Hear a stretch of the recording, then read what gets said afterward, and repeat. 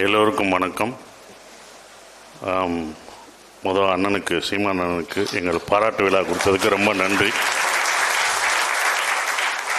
நான் இங்கே மதுரையில் தான் இருந்தேன் பிறந்த நாள்னு.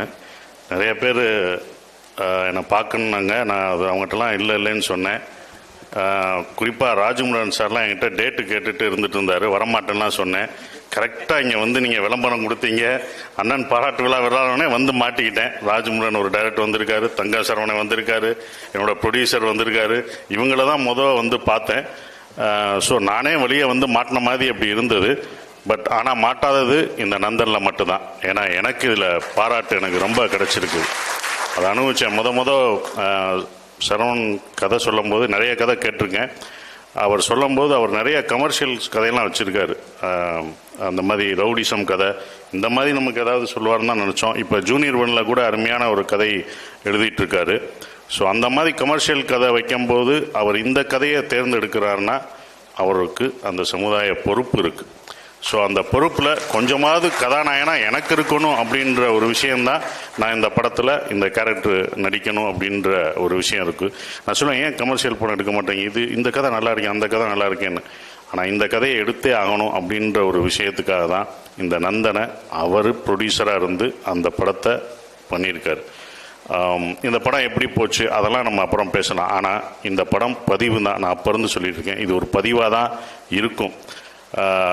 மேற்கு தொடர்ச்சி மலைன்னு ஒரு படம் இருக்குது. அப்புறம் கடைசி விவசாயம் இருக்குது.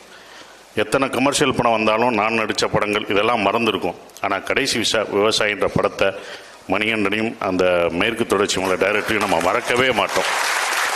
காலமாக அந்த மாதிரி படங்கள் நிற்கும். அந்த வரிசையில் கண்டிப்பாக நந்தன் நின்றுக்கிட்டே இருந்துக்கிட்டே இருக்கும். பாலாஜி சக்திவேல் சார் சொன்னார், எங்களுக்கு அடிக்கடி ஒன்று சொல்லுவார் இந்த படத்தை பற்றி, இது வந்து வைரம் தேய்க்க தேய்க்க அதோட பளபளப்பு கூடிக்கிட்டே இருக்கும் அப்படின்னாரு. இப்போ தான் அந்த வைரத்தை முதலாக தேய்ச்சது சீமான் அண்ணன் தான். படத்தை காமிச்சு எங்களுக்கு முதல் விருது இந்த பயங்கரமாக இருக்கும் ஆறுதல் பரிசுன்றது இல்லாமல் பெரிய விருதாக இருக்கும் பார்த்தீங்களா, இந்த விருது தான் எங்களுக்கு முதல் விருதாக எங்களுக்கு இது கிடச்சிருக்கு. சீமான் அண்ணன் கையில் கிடச்சிருக்கு. இனி நாங்கள் வாங்குவோம்ன்ற நம்பிக்கை எங்களுக்கு இருக்குது. இதுதான் போய் சேரும். இது ஒரு பதிவு. இப்போ வரும்போதே பார்த்தேன், வெங்கடாச்சார் பாண்டே எல்லாம் விவகாரம் பிடிச்ச ஆளாக தான் இருக்கேன் சார். விவகாரன்றது நான் பயப்படுவேன்ல சார் உங்களை பார்த்து, அப்படி தான். அந்த நீங்கள் வேறு விவகாரம் நினச்சிடாதீங்க. என்னடா சரவணன் பழகுற, ஏன்னா முதல் எனக்கு சரவணனை அறிமுகப்படுத்துறதே எனக்கு வந்து ஆனந்தவுடன் ஆஃபீஸில் அவர் தான் சரவணன். அப்போ வந்து அமீர் அண்ணன் ஒரு பிரச்சனையில் ஜூனியர் உடனில் எழுதியிருந்தார். அப்போ ஒரு பெரிய பிரச்சனையாக இருந்தது. இவர் தான் சரவணன், என்னோட பிஆர்ஓ சொன்னார், இவர் தான் சரவணன், இவர்கிட்ட மட்டும் பேட்டி கொடுத்துடாதீங்க, மாட்டிடாதீங்க அப்படின்னு எனக்கு இது பண்ண ஆள் தான் சரவணன். அதுக்கப்புறம் தான் நாங்கள் நண்பர்களாகி இவ்வளோ தூரம் 20 வருஷமாக நாங்கள் நண்பர்களாக இருக்கோம். ஸோ அவ்வளோ எல்லாருக்கும் நண்பர்களாக இருக்கார். சரவணால் முடியும் தான் இவங்களெல்லாம் சேர்க்க முடியும். ஸோ சரவணுக்காக தான் எல்லாரும் வர முடியும் அப்படின்ற ஒரு விஷயம் இருந்தது. இந்த படம் எங்களுக்கு வந்து இதில் பணிபுரிஞ்ச எல்லாருக்குமே ஒரு நல்ல ஒரு எனர்ஜியை கொடுக்குது இந்த படம். அதுதான் உண்மையான ஒரு விஷயமா இருக்குது. அதுவும் சீமான் அண்ணன் வந்து படம் பார்த்துட்டு இது இப்படி தான் இருக்கும், இந்த படம் இப்படி தான் இருக்கும் அப்படின்ற ஒரு விஷயத்த கரெக்டாக சொன்னார். ஏன்னா அவர் அரசியல் தலைவர் மட்டும் இல்லை, அவர் சிறந்த ஒரு இயக்குனர், கதாசிரியர். எங்களுக்கெல்லாம் அப்படி தான் தெரியும். நாங்கள் நேசித்த ஒரு கதாசிரியர். அவருடைய பாஞ்சாலங்குறிச்சி படத்தை நாங்கள் அவ்வளோ ரசித்து பார்த்த ஒரு விஷயம் எனக்கு இன்னும் இருக்குது. அவர் எனக்கு இன்ஸ்பயர் ஒரு படத்தில் அந்த மாதிரி ஒரு பாட்டு வைக்கணும்னு நான் நினச்சிக்கிட்டு இருக்கேன். இன்ன வரைக்கும் நான் டைரக்ட் பண்ணல, அமையலை. ஆனால் கண்டிப்பாக வைக்கணும். அந்த மாதிரி ஒன்று பண்ணணும்னு பாஞ்சாலங்குறிச்சியை பார்க்கும்போதெல்லாம் எனக்கு தோணும். அது என்ன பாட்டுன்னா, ஒரு சோக பாட்டை, அது அவ்வளோ லவ்வாகவும் இருக்கும், சந்தோஷமாகவும் இருக்கும், ஆனால் சோகமாக இருக்கும். ஆத்தோரம் தோப்புக்குள்ளே அத்தானை சந்திக்க தான் ஆசைப்பட்டேன் அப்படின்னும் போது விஷுவல் எல்லாமே சந்தோஷமாக இருக்கும். ஆனால் கடைசி அத்தனையும் பொய்யாச்சே ராசா ஒத்தையில் நிற்கி இருந்து ரோசான்ட்டு ஒரு டாப் ஆங்கிளில் அப்படி தனியாக சோகத்தில் நிற்பான். அதுக்கப்புறம் அதுவும் நான் என்ன தைச்சி விட ஆசைப்பட்டேன் இப்படின்னு ஒன்றுன்னா வரும்.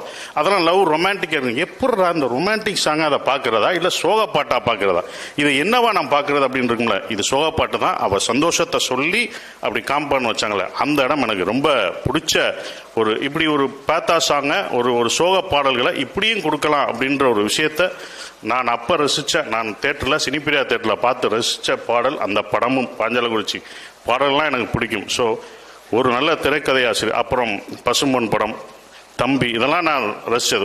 ஒரு திரைக்கதை ஆசிரியர் ஒருவர் எப்படி பார்ப்பாருன்னு ஒன்று இருக்குல்ல, அந்த படத்தை எப்படி பார்த்துருக்காரு, இந்த படம் என்னவா ஆகும் அப்படின்ற ஒரு விஷயம்தான். அன்னைக்கு ஆடியோ ரிலீஸ் வந்தப்போ கூட சொன்னார், இந்த படம் நல்லா இல்லாட்டி நீங்கள் ஆடியோ ரிலீஸ் கூப்பிட்டப்ப நான் வந்திருக்க மாட்டேன், அப்புறம் பார்த்துக்கலாம்னு சொல்லியிருப்பேன், ஆனால் நம்பி வந்தேன் அப்படின்னு சொன்னார். நம்பி இப்போ வரைக்கும் நிற்கிறாரு, நம்பி எங்களுக்காக பாராட்டும் கொடுக்குறாரு. இதுதான் எங்களுக்கு சரவணனுக்கெல்லாம் கிடைச்ச ஒரு பெரிய விஷயமா நினைக்கிறேன். நிறைய விஷயங்கள் இப்போ கூட கற்றுக்கிட்டு தான் இருக்கோம். ஏன் அவரை படம் பார்க்க சொல்கிறோம்னா, இனிமேல் அவர் அரசியல் மட்டும் பார்க்க முடியாது, கலைக்கும் நீங்கள் ஒதுக்கி தான் தரணும். நாங்கள் கூப்பிடுவோம், படம் பார்க்கணும், நல்ல படத்தினா எங்களை ஆதரிக்கணும், நீங்கள் ஒரு விருது வைக்கணும், உங்கள் இதிலே விருது கொடுத்துக்கிட்டே இருக்கணும். அது எங்களுக்கு ஊக்கப்படுத்தும். நிறைய விஷயங்கள் இருக்கும் எங்களுக்கு. இப்போ சமீபத்தில் கூட இளையராஜா பாராட்டு விழாவில் அவர் சொன்னார் மூடுபனி படத்தை. அப்படியா அப்படின்னு மூடுபனி படத்தை அவ்வளோதான். அதுக்கப்புறம் நான் திருப்பி மறுபடியும் பார்த்தேன் பாலுமகேந்திரா படத்தில். அவர் சொன்ன ஒரே ஒரு விஷயம் தான், ராஜா சாரை பற்றி சொல்லும்போது, பிரதாப் போத்தன் அந்த படத்தில் படம் ஃபுல்லாக வில்லனாக இருப்பான், ஃபுல்லாக வில்லனாக எல்லாராலையும் வில்லனாக்கப்பட்ட ஒருத்தன், அவனை பிடிக்கவே பிடிக்காது. கடைசி அந்த சாங், அந்த கோரஸ் ராஜா சார் பாட்டுனால, அந்த மொத்த படத்துலையும் அந்த ஒரே ஒரு வரி பாட்டுனால ஹீரோவாக்கப்படுவார். இப்போ போய் பாருங்க அப்படின்னாரு. போய் பார்க்கும்போது இப்போ வேற மாதிரி நாங்கள் பார்க்குறோம் அந்த படத்தை. இத்தனை வருஷம் கழிச்சு நாங்கள் வேற மாதிரியும் பார்க்குறோம். ஸோ அந்த சிந்தனைகள்லாம் அவர் சொல்கிற ஒரு விஷயம் அப்படின்னும் போது எங்களுக்கு ரொம்ப சந்தோஷமாக இருக்குது. இப்படிப்பட்ட ஒரு கதாசிரியர் டீம், ஒரு இயக்கத்தை வழி நடத்துகிற ஒரு அண்ணன், எங்கள் அண்ணன் அப்படின்னு சொல்கிற பெருமையாக சொல்லிக்கலாம். அவர்கிட்ட இருந்து எங்கள் பாராட்டு. ஏன்னா சாதாரணமாக அவர் பாராட்ட மாட்டார். பிடிக்கலன்னா அவர் நிறைய படம் பார்த்துருக்காரு, பிடிக்கலன்னா ஓப்பனாக மெல்ல சொல்லிட்டு போயிடுவார். பகிரங்கமாக சொல்லாட்டியும் மெல்ல சொல்லிடுவார், வேணாம் இப்படி பண்ணிக்கோங்கன்னு. ஸோ இந்த விருது எங்களுக்கு மேன்மேலும் பல விருதுகளை கொடுக்கும். ரொம்ப சந்தோஷமாக இருக்குது. ராஜ்முருகன் சார்லாம் எங்கள் படத்தில் நீங்கள் இவ்வளோ பேசுவார் நான் நினைக்கவே இல்லை. ரொம்ப அமைதியாக இருந்தார். ரொம்ப படத்தை பற்றி தான் பேசுவோம். இன்னைக்கு பயங்கரமாக இவ்வளோலாம் பேசுவாரா, அப்போ இனிமேல் இவர்கிட்ட நம்ம ரொம்ப பேசக்கூடாதுன்னு மட்டும் தெரிஞ்சுக்கிட்டேன். ரொம்ப அற்புதமாக இருந்தது. எங்களை வாழ்த்திய ரங்கராஜ் பாண்டே சாருக்கும் ரொம்ப நன்றியை தெரிவிச்சுக்கிறேன். பாலாஜி சார் என்னை மிதின்னு மிதிச்சாரு. ஆனால் நாங்கள் அதுக்கப்புறம் சாரின்னு கேட்பாருப்பா, மிதிச்சிட்டிங்களா அப்புறம் என்ன சாரி கேட்குறீங்க அப்படின்னு ரொம்ப அழுத்துவார். சார் ஒரே தான் அடிச்சிருங்க, மிதிச்சிருங்க, பேலன்ஸும் இருக்காது. இங்கே வைப்பார் அழுத்தி, அவருக்கு பேலன்ஸ் யாராவது பிடிங்கப்பானா நான் போட்டு குழிக்குள்ளே போகிறது தான். அப்படியெல்லாம் எங்களை இது பண்ணது ரொம்ப சந்தோஷம். ஞானவேல் சார் எங்களை வாழ்த்துன வந்ததுக்கு ரொம்ப நன்றி சார். நீங்கள் சரவணனை பாராட்டினீங்களோ இல்லையோ, கரெக்டாக அவர் என்னென்ன தப்புனான்னு போட்டு கொடுக்க வந்திருக்கீங்கன்னு மட்டும் தெரிஞ்சது. அது எனக்கே தெரிஞ்சு, இவர் பாராட்டுறாரா இல்லை என்ன பண்ணுறாருன்றதை எங்களுக்கே கொஞ்சம் தெரில. ஸோ இதில் பணியாற்றிய அண்ணனும் நீங்கள் எங்களை வாழ்த்த வந்ததுக்கும் ரொம்ப நன்றியை தெரிவிச்சுக்கிறேன். ரொம்ப சந்தோஷமாக இருக்குது. நன்றி.